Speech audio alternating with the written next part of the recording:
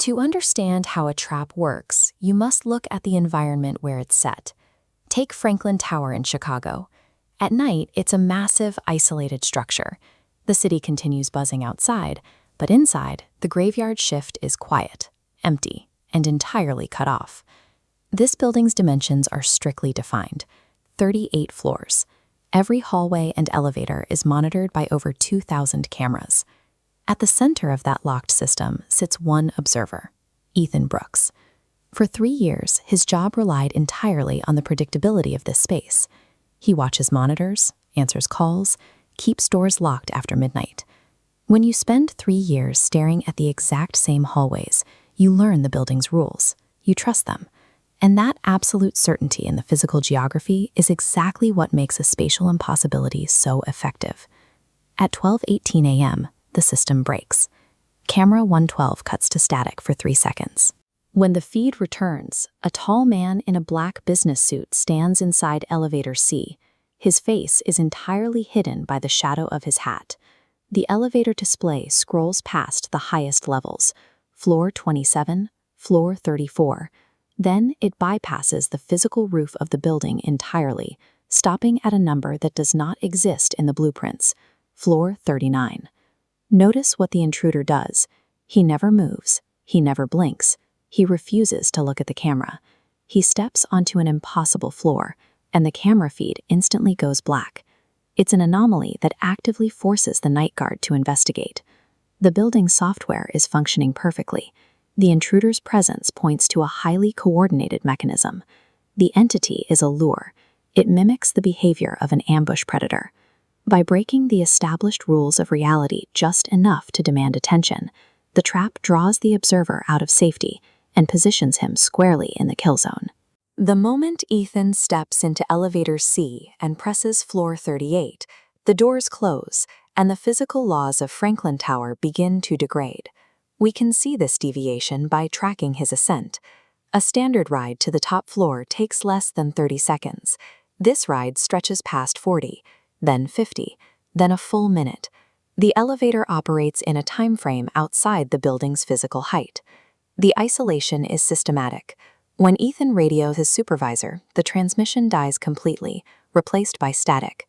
Floor 39 effectively functions as a spatial quarantine. It physically and technologically severs the victim from the real world, locking them inside a space where outside rescue is completely impossible. When the doors finally open, the environment aggressively contrasts with the rest of the tower. Instead of modern glass and steel, the lights flicker over dark gray carpet. The walls are old. The air is thick with dust.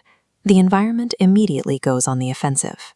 Every closed door features a brass nameplate with a person's name. As Ethan walks down the corridor, he finds one freshly engraved nameplate on Office 3913. It reads, Ethan Brooks. A loud ding echoes through the hall. The elevator returns, and the man in the black suit is inside. He doesn't step out. He simply raises one pale hand and points directly at Ethan's office door. The trap was specifically built for him. Then comes the flesh phase.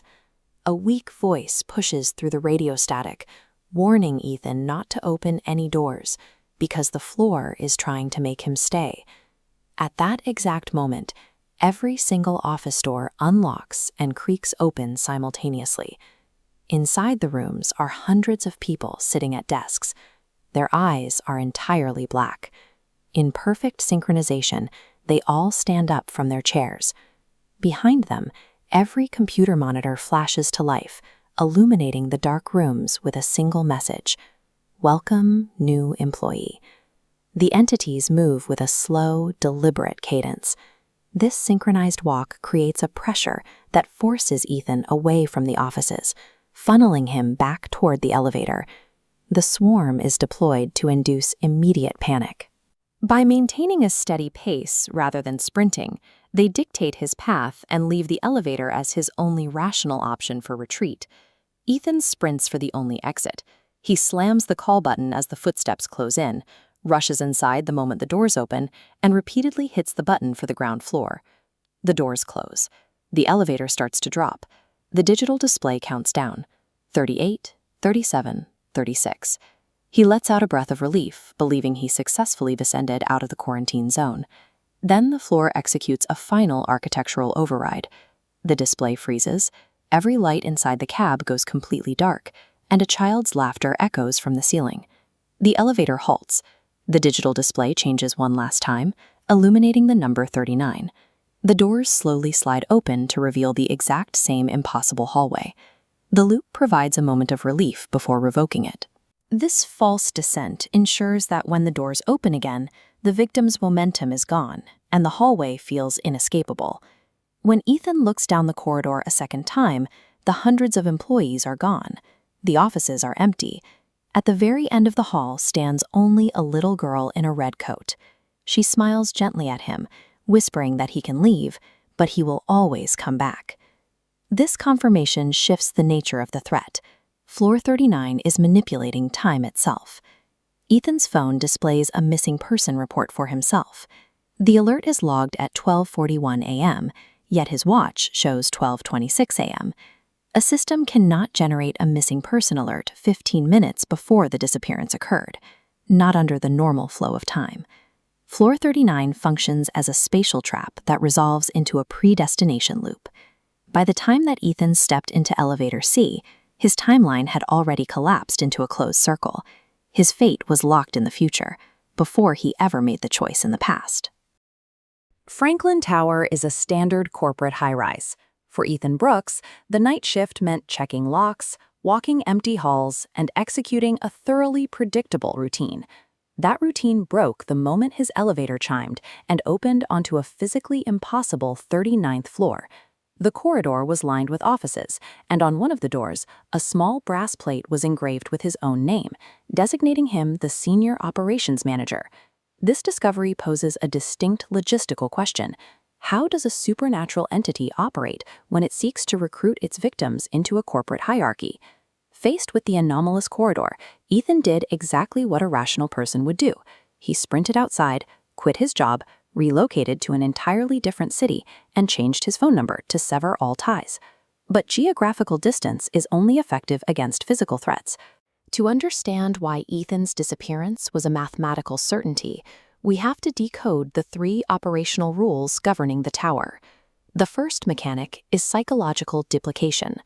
The floor customizes its environment to match the victim's reality, mirroring the familiar to disarm its prey. When Ethan looked past the door bearing his name, he found a replica of his downstairs security room. The space was populated with his specific coffee cup and the same wall clock, permanently stuck at 12:37. From there, the environment actively corrupts personal identity. The faces in Ethan's family photo were blank. His two-way radio hissed, broadcasting a warning directly to him, spoken in his own voice. This logic tree maps the entity's data processing pipeline. Real-world inputs, like Ethan's locker items and vocal patterns, are ingested, inverted, and deployed as distorted outputs to construct the physical trap. Weaponizing familiarity allows the environment to bypass physical defenses and erode the victim's psychological grounding. Once the mind is disoriented, the trap engages its second role, temporal isolation. This mechanic governs the physical threats manifesting in the corridor. Hallway doors open to reveal workers in outdated suits, possessing empty black eyes and stiff smiles. They were led by a manager who cast no reflection on the polished floor. They didn't run. They pursued Ethan at a slow, inevitable walk. Ethan made it to the elevator, hammering the close button, but the physical chase is rigged. A pale hand slides between the closing elevator doors, halting the cab and plunging the space into darkness. When the lights return, Ethan is back in his first-floor security office. He checks the time. It is 12:38 a.m. The entire pursuit, the office discovery, and the darkness all transpired in a single minute. This timeline chart maps the temporal distortion. The anomaly condenses a massive sequence of physical actions and psychological manipulation into a single 60-second window in the real world. Because the anomaly operates outside standard space-time, physically running out the front door of Franklin Tower does nothing to sever the victim's connection to the entity's timeline.